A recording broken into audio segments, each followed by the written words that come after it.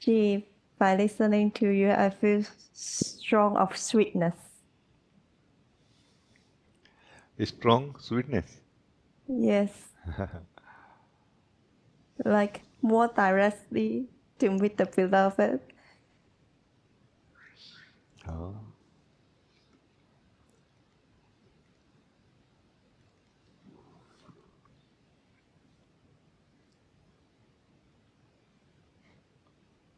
I just have the feeling to share something. Huh? So let's see.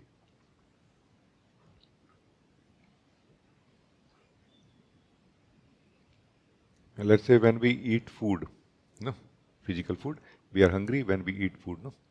When we eat food, not when we are full already, but the moment we start eating food, we feel some sweetness actually. That sweetness is of the beloved, of the being. No? When we have some very deep confusion in the mind, like a knot, you know, and we are able to sit with it, and it is unlocked, and then we feel some sweetness also there. You know, that sweetness is of the beloved, of the being. There is some very strong emotional knot inside us, let's say, creating some discomfort in a way. And let's say we approach it rightly, or life brings some solution and it is unlocked somehow. We feel some sweetness, no? That sweetness is of the beloved, of the being. So basically, we feel the sweetness of the beloved, of the being when we are free. Particularly when we were caught up before and we became free, that time there's a period for a few seconds where we are not habitually engaged with what we usually remain engaged with, the mind, the person, personal life. No? So that is that period, Zoe, where we are free. When we are free, we experience the sweetness of the beloved, of the being. The same thing, Joy, we experience in Dhyan. Now we try to do the same thing consciously now. That we try to come to that state of freedom in the being consciously now. That let me not do anything now. No. And then the moment we are able to, even for 1 second in meditation, in Dhyana, we feel that same sweetness of the beloved, of the being. No? In satsang, it is much more loud actually, in my experience. Because in this satsang, not only the is teacher, in the teacher, but also in all of us, all of you who come. The beloved somehow becomes much more active or alive or how to say. So the experience of sweetness of the beloved, of the being is much more loud here also. No? However, initially, when the soul is identified with the sense of person, sense of body too much, it does not benefit from it so much. It just enjoys the sweetness in satsang. While it continues trying to solve its problem, which it think are its problems. No? And this is why satsang may wake us up, but it causes only relative spiritual awakening, growth, no? Which is also fine. So, which sweetness you are talking about?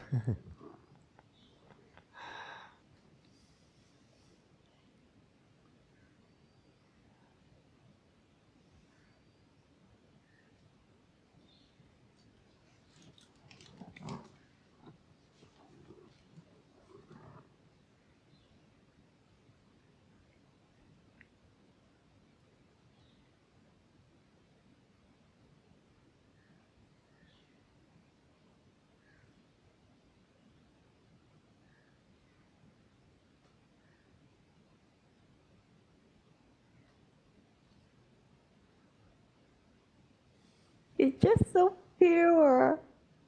I don't know which one. I think it's good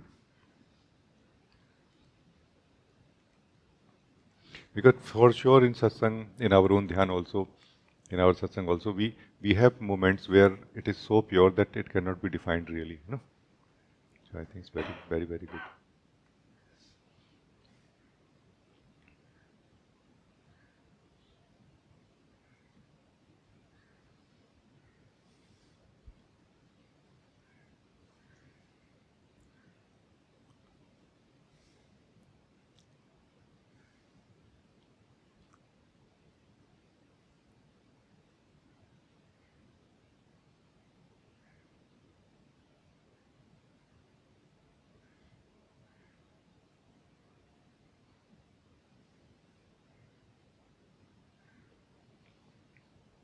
I feel, Zoe, we are going to continue experiencing this sweetness in different forms inside us. And we will have the feeling that, oh, I am having it now and I lost it. No. I just want to share something, so it kind of will give you a perspective in a way, or like my outlook towards it. No.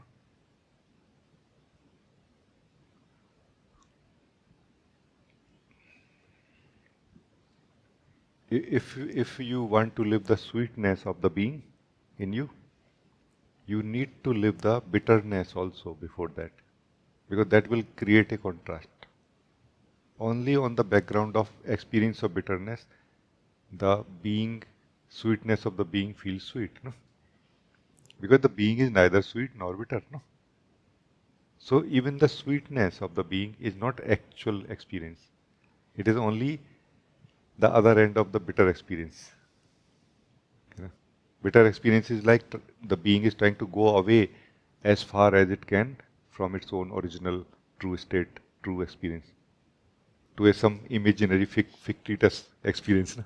And then from there, a release happens, like let go happens, back into its natural state. And the closer it comes, the more it feels sweeter and sweeter and sweeter. At some point, when you are the being, you don't feel sweetness. You are the sweetness. You know, and which is, of course, much more valuable than just feeling the sweetness.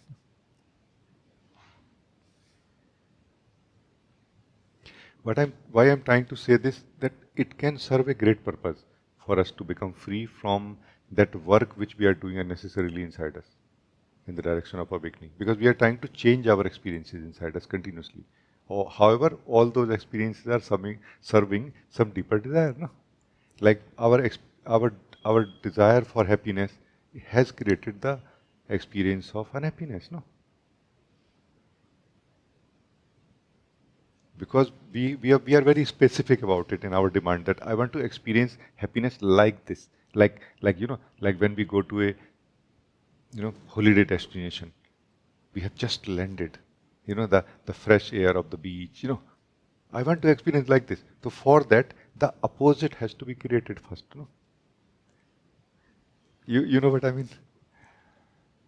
And we somehow feel that no, this I don't want this. If you don't want this, you cannot have this also. This is the problem. Because the being does not have any experience of its own. And yet, there is nothing more tasty than this. Like those who are back here, they don't want that version of dualistic experiencing, no? Where we have interrelated opposites, no? They don't want that. I'm just sharing so that many things need to be changed inside us, and we will change understandings and everything. But not that so many experiences which are happening inside us have to be changed immediately. Oh, I'm feeling negative. It should be changed now to positive immediately. You know what I mean? Many of them can be left to how they are, because they are just answers of our previous desires or prayers, maybe, no? We can just ignore them, no? Not interested anymore. Now I'm interested in something much higher, no? Based on how it is for everyone, all of you can see. I'm just trying to share my outlook towards it. Meaning, if we cannot be free from happiness, we cannot be free from unhappiness also. That's what it means.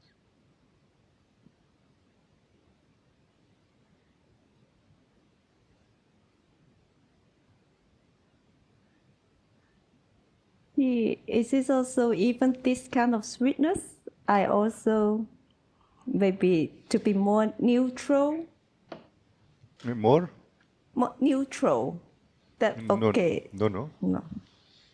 It is totally fine to feel and live this sweetness, but not desiring that it should be permanent. No? Because this sweetness is something like a taste of our own being.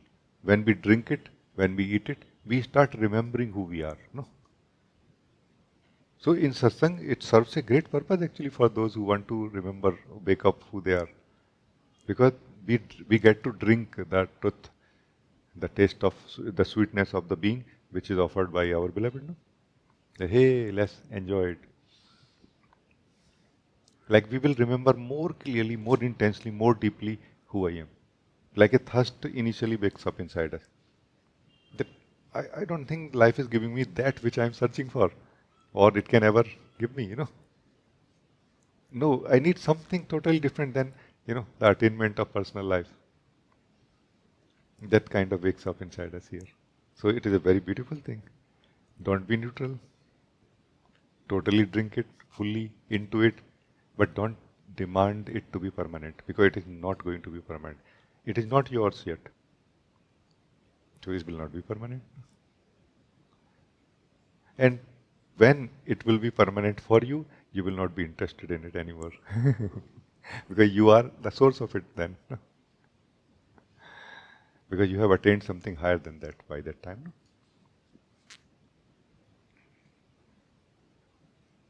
Like you will be that flower whose fragrance it is.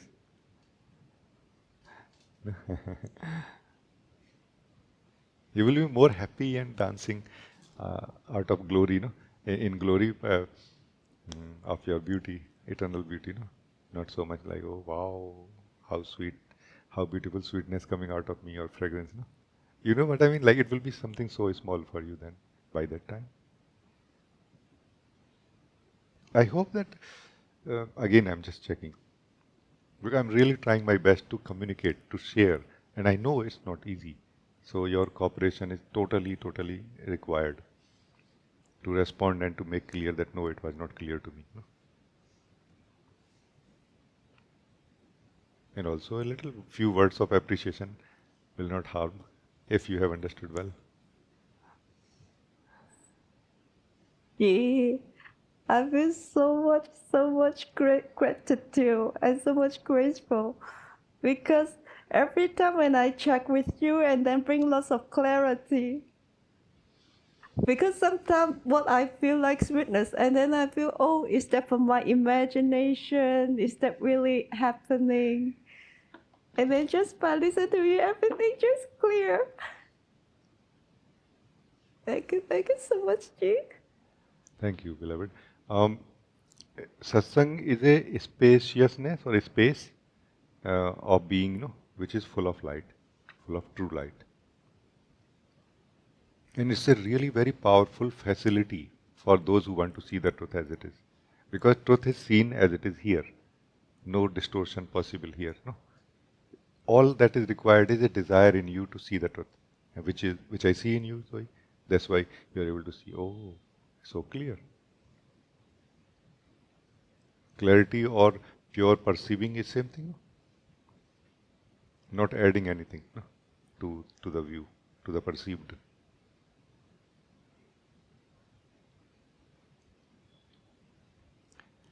Clarity does not solve our problem, by the way. It just shows us that it is not a problem. You know, there is no need to solve the problem then because it is not a problem.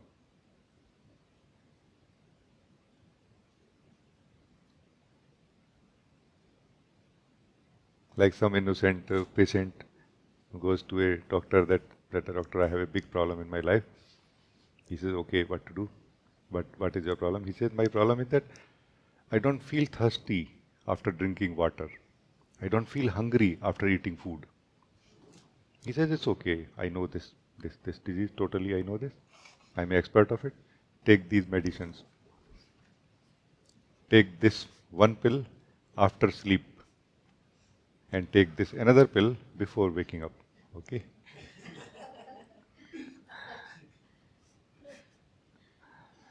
Like as is the disease, so is the treatment. No? Clarity brings us to peace, that everything is all right. The way it is happening is perfect already. Then we contribute to the perfection through participation in it. We are the being. We are holding us back, ourselves back. We are not participating in life.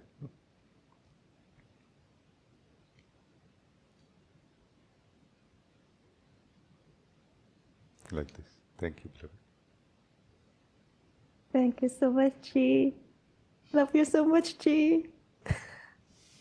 Love you very much, beloved. Thank you.